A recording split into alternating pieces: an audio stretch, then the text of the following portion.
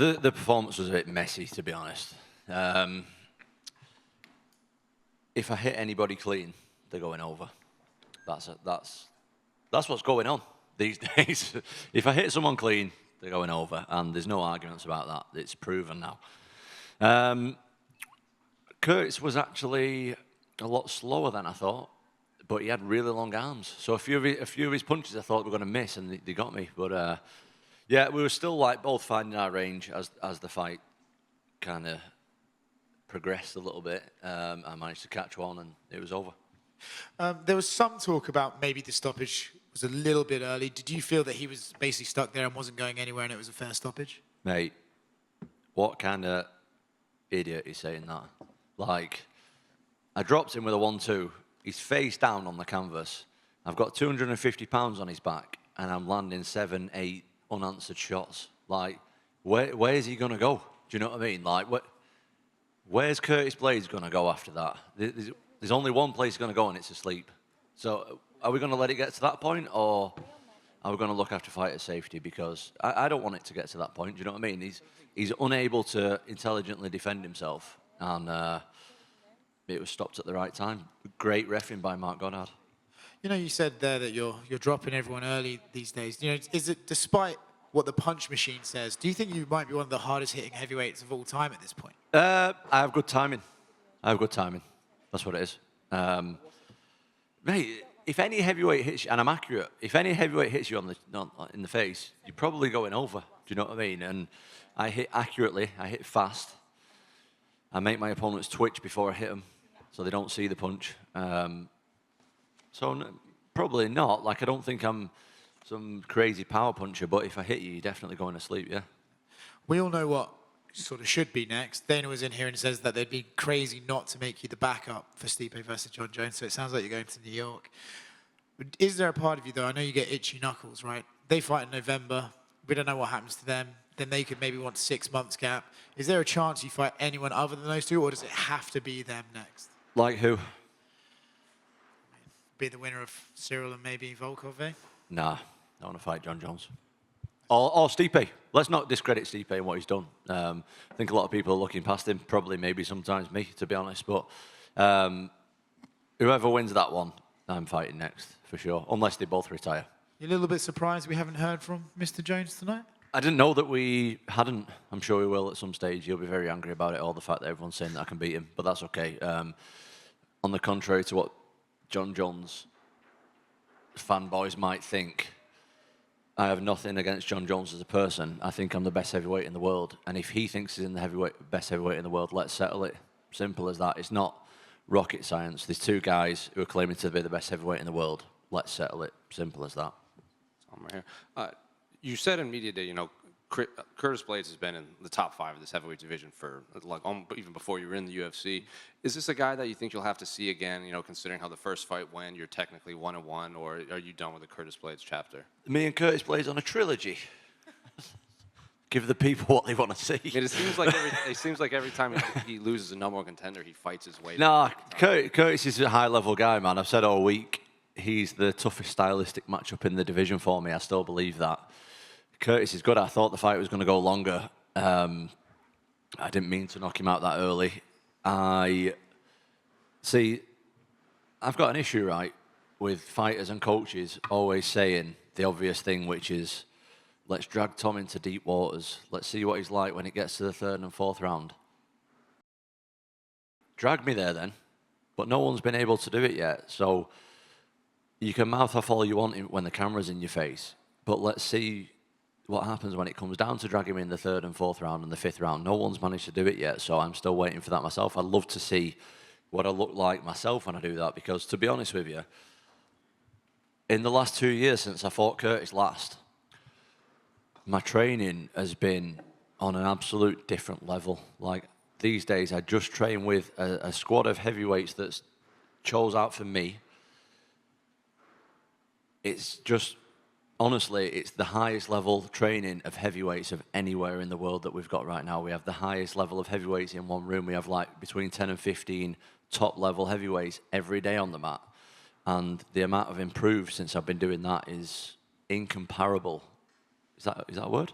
We're going with that. Incomparable to the progress I made before that. Like, my training now is, honestly, I can't even tell you how much I've improved in the last 2 years. And with that level of training and those level of training partners, I just feel like my skill level has gone through the roof. So is part of you annoyed it was only a minute long? Yes. I want longer. And then last one for me, you kind of touched upon it, like you're giving Stipe credit, like Stipe could win, but it seems like they're saying like you're going to fight John next, you're going to fight John next. Why don't you think fans and pundits are giving Stipe this chance against John Jones? Well, he's just a bit older, isn't he? And he's not. I mean, I think he lost his last fight that was like 3 or 4 years ago, and then he's not won for like 4 or 5 years. So I understand. Do you know what I mean? But I don't think at heavyweight you can ever count anybody out. So we'll see how that fight goes. You know what I mean? But as I said, excuse me, I'm a bit gassy. I've just had a beer. I think I'm the best heavyweight in the world right now. And if you think you are, whoever you may be, John Jones, Stipe, whoever, let's fight about it. It's pretty simple. Do you know what I mean? There's absolutely no disrespect here for all the John Jones or Stipe fanboys. I'm the best heavyweight in the world. If they think they are, come and get it. Let's settle it. It's very, very easy to settle in this sport. We both sign a contract. We both get a date. We both train for 8 weeks. And let's fight in front of 25,000 people and millions watching around the world. And let's see who the best is. Everyone will see it. We'll decide. And we'll move on. Tom, before the fight, you said it was going to be the greatest ring walk of all time. Do you think it delivered? What do you think? I think it delivered. Solid. I reckon it was solid. And to top it all off, I got a message off Noel Gallagher this morning. He WhatsApped me. I don't know. I have no idea how he got my number, actually. But I think it was him. Anyway, he said it was him, and it was him on the WhatsApp picture. And I just sent one back saying, yeah, mate, I'm coming out to Supersonic as well as part of my walkout. And he sent one back saying, that's amazing. Like, he loved it. And I hope that Noel got to see it and Liam got to see it and went with my usual courteous mate. I don't know, Paddy's walkout's pretty awesome as well, though, isn't it? So, but for me personally, I don't think I'll ever get a walkout and reception like I did tonight. I mean, you say that. Could we potentially get Noel to play you out at some point? I don't know. That's not really a thing, though, is it, with the UFC? But, I mean, I'd be up for it, yeah. Last one from me. Obviously, the performance was fantastic, and hopefully the John Jones fight does happen. But with it being so good, do you think it could have potentially pushed Jones further away? I have no idea. I don't know. John Jones is a strange guy, man. I don't know what he's doing. He does some weird moves. Like, I'm just over here trying to be the best heavyweight in the world, be the best version of myself. He's done all that. He's done I'm not taking away from what he's done in his career. The guy's career is unbelievable, but I'm just trying to, me personally, I'm trying to fight people, and that's it. So I don't know what he's doing. I can't speak for him. Tom, down here to your left. Obviously, this week was the 2-year anniversary of that ill-fated night at the O2 Arena. How good did it feel to exercise the ghost of that night? Yeah, that was good. I mean, I have nothing against Curtis. I actually really like him as a human being. He's a really cool guy. But I just needed to beat him. I knew that I was better than him then. And as I just said to these guys, me now, in comparison to me 2 years ago with the training regimen I've got, it's just not even close. Like, I'm way, way better now than I was then. And I'm ready to take on anyone, man, honestly. Cheers, buddy. Tom, dipping your knuckles, soaking your hands in petrol must have worked, eh? They're like stones, mate. They're like stones. Do you know what it is? A lot of Americans don't get British humour. I was obviously taking the piss there. But do you know what? I was going to keep that going. I thought it was hilarious the way everyone was... but then, like, kids started asking me about how long I leave my knuckles in for, and then I got tagged in a couple of stuff on Instagram of, like, kids putting the knuckles in petrol. I'm like, I don't even know if this is safe, you know. I don't really want to promote this anymore. So if you go to my YouTube channel, you can see a video where I, like, explain that I don't really do it. So sorry, Americans, I was taking the piss on that one. Tom, right here. Hello. You mentioned having a beer post-fight. What was the beer of choice? Oh, they just give me some Stella or something. It was terrible. It was awful. Like the cheapest beer ever, but it tasted pretty good. I feel pretty good now. I have to say, once you got the finish, I think everyone in the stands got a bit of a beer shower. There was beer flying everywhere. Yeah. You got one on your way I did. out. Someone passed me a pint. I started drinking it, and then someone knocked it out of my hand. I was just like, oh, thanks for that. But it was great, mate. I'll never get a reception like that again. I've literally gone out there tonight and just lived my dream. And how many people, in all honesty, existing on planet Earth right now say that they get to live their actual dream? I don't think there's many. And I just feel like so privileged and grateful to be able to do that. Like I've been to every Manchester show basically that there is, sitting in the nosebleeds with my dad. Do you know what I mean? And then to go in there and be the co-main event fight for a UFC title is just incredible. Tom, you're making it look easy in there every time. You're stepping in there, still keeping that shortest average fight time in the UFC. When you say you're the greatest heavyweight on the planet, and you look at Jon Jones and Stipe Miocic, that dominant fashion in the way you're winning, do you see it going the exact same way with those guys? Are you that confident in your abilities? No, absolutely. I'm confident in my abilities, yeah, but I never see it going that way, to be honest. I'm not even trying to finish. Like tonight, I didn't even feel like I really had my range on him properly. I thought it was going to be a long fight. I thought it was going to be like 3-4 rounds at least. Curtis is a tough guy to get out of there. That's when I do my best work, is when I'm like I say, it was a bit of a messy performance, but I got the win. I got the bonus, so I ain't complaining about nothing. Do you know what I mean? It was great. And how was this fight day in comparison to others? Long day in your own city, and that atmosphere, like we've all mentioned, that was unbelievable. One of the most stressful days of my life. Really? Honestly, yeah. So I changed my sleep pattern over the last couple of weeks. Started sleeping at like 4 a.m., staying up, sleeping till like 10, 11, like as late as I could. And then last night I thought, right, I'm just going to get a normal night's sleep now. I'm going to go to bed like midnight, get up like 7 or 8 o'clock. Then I'm going to get like a big nap in the afternoon. So that was my plan. Mate, there is no chance I could nap. I was so nervous all day. I was literally just lay there thinking of a million different ways about how this fight's going to go. So at this point, I've literally been awake for about 24 hours. I'm pretty tired. But it was all worth it, mate. I can't complain. You know, I've been saying it all along. I've got a lot of friends who, you're an Atherton guy. I'm an Atherton guy. Like, a lot of my friends work in a fucking factory. They start at 4 a.m. and they work for 12 hours. And they do that every day without complaining. Like, I've got to do it once. I've got to fight one night at 4 or 5 a.m. These guys are doing that for 30, 40 years and looking after the family doing it that way. Like, I ain't got nothing to complain about. But it was definitely a long day. And defending that belt that you've got in front of you now, I know you believe that you are the official heavyweight champion, but do you think it will feel much different? And I'm not talking about if it's Jon Jones that you defeat, because that's a different success entirely, but will it actually feel different holding the official UFC title? No, I think I'm the best heavyweight in the world. I don't think I'm the... John's the undisputed champion, but I'm the best in the world, if that makes any sense. We know what John's doing. John was also saying... John was there crossing his fingers and toes tonight, hoping that I'd lose to Curtis. Let's not bullshit about it. Like, he posted about it loads anyway, that I'm going to lose to him.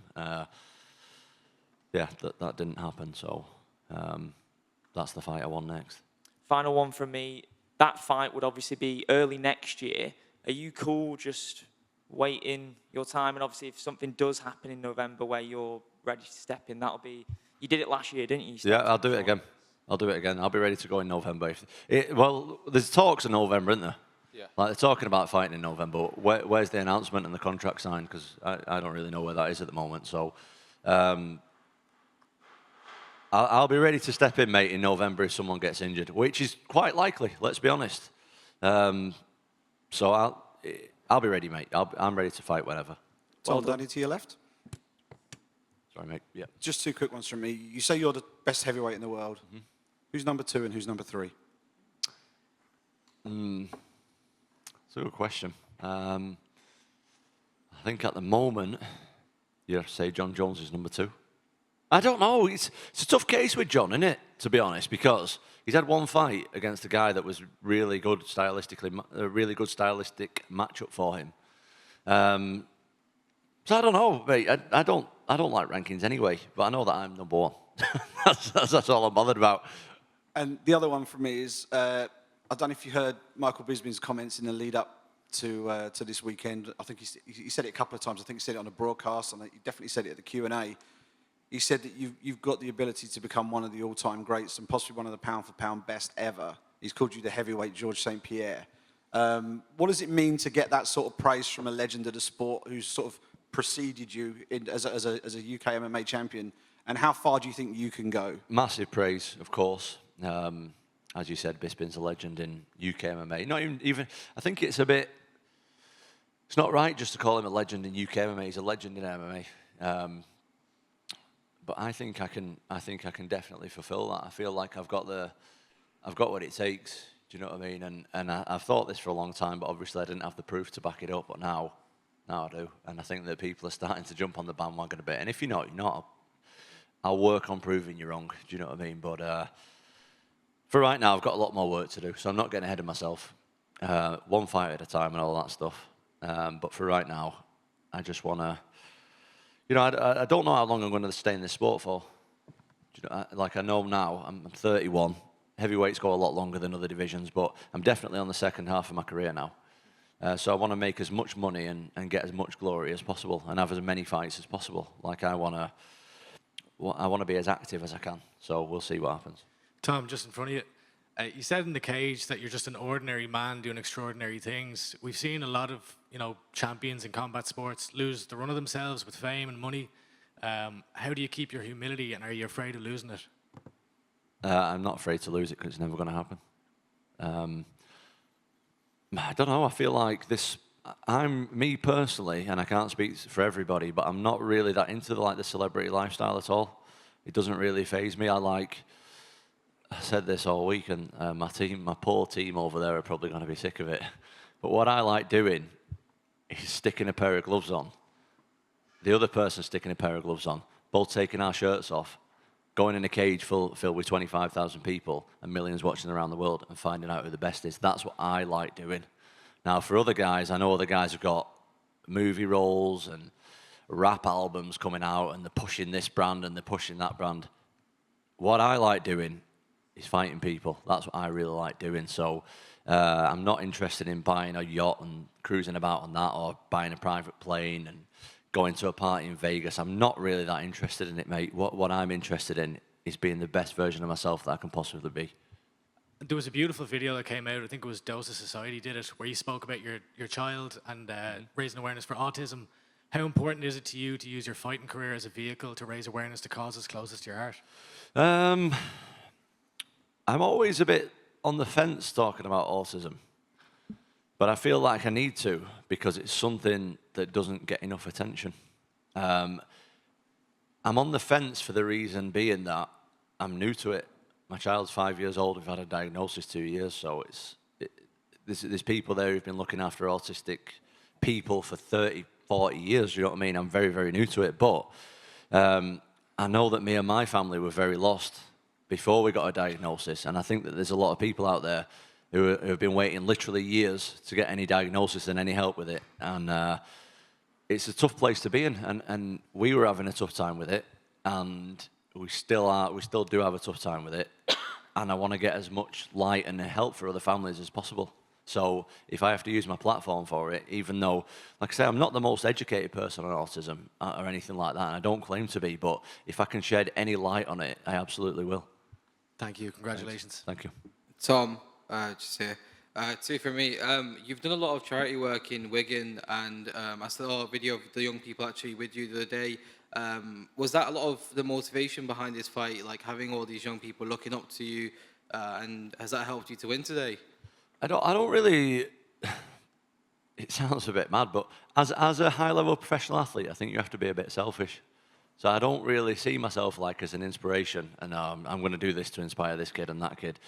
If me being successful is a byproduct of that, that's absolutely amazing, and I want to do more of that kind of stuff. And it's still, as a guy, as I said on the post-fight interview, as a regular guy, I still find it a bit weird that I'm like inspiring people. But if I can do, now that's not my intention. My intention is to win fights and be successful in that. But if I can do that as a byproduct, that's incredible, and I'll do that as much as I can.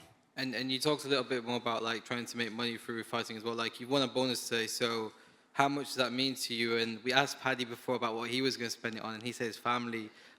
What's your plans? Is there any? I don't know, to be honest, but me, Paddy, and my mate Mick Parkin won one, which I was absolutely over the moon for him. In all honesty, I've got goosebumps talking about it.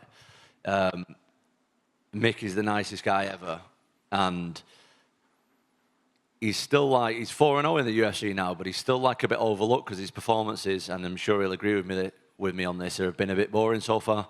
And he went out there tonight in front of like a home crowd and performed, knocked the guy out and got a 100-grand bonus. Like, that is unbelievable. Like, when the UFC came in, and Mick wasn't with me, Mick's already gone, Mick's left. When the UFC came in and told me that I won a bonus, and Mick, like, I was just as excited for Mick as I was me. Like, absolutely incredible. And obviously Paddy as well, but I don't know Paddy as well as I do Mick. I see Mick all the time, and Mick's just the nicest guy ever, and he deserves it so much.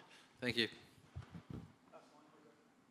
Do you think your performance kind of pushed Alex Pereira's dreams of coming up to heavyweight down a bit? Oh, no, I don't think so. But here's a thought for you. I was thinking about this the other day. What about, so they're saying that Stipe and John Jones are going to fight in MSG in November. Why don't we do a tournament? We'll do John, Stipe, me, Alex, and do a 4-man tournament, 2 fights in one night, and let's find out who the real heavyweight champion of the world is. Like, we've got the best heavyweight of all time. We've got the best MMA fighter of all time. We've got the light heavyweight champion, and then we've got me, who's just a epoxy interim champion. Do you know what I mean? Let's do that, 2 fights in one night. Put it to Dana. I'm sure Dana's going to be here in a minute, and he's been. Dana didn't really like the idea of him moving up. No, I don't. I am honestly the biggest fan of Alex Pereira. Like, he is one scary guy. But would that not be a cool little thing? 2 fights in one night. Like, let's see how we get on. I mean, I've got the lowest average fight time in the UFC, and it's even lower after tonight. Like, my chances of doing all right in that are pretty good. Like, let's put some money on the table, and let's see who the guy is at heavyweight.